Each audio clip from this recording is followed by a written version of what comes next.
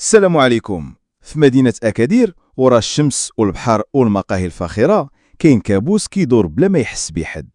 ماشي غير محتال عادي، هاد السيد كان كيعيش دور الممثل الكبير، مخرج، سيناريست وبطل مسرحية حزينة ضحاياها نساء ميشورات صدقوا حلم الزواج ولكن لقاو نفسهم وسط كابوس.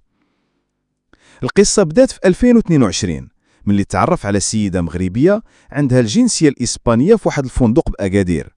بان ليها راجل مثالي، مهندس ناجح، مظهر أنيق وكلام معسل.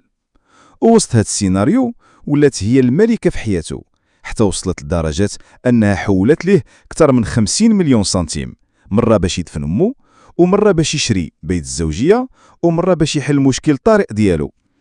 ولكن الحقيقة كانت صادمة، ما كاين لا مهندس لا مميتة لا زواج، كلشي كان كذوب.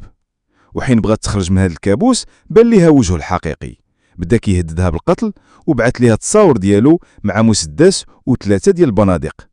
وماشي غير السلاح هو اللي كيستعمل، حتى السحر والشعوذه كانت اسلحته باش يسيطر على ضحاياه.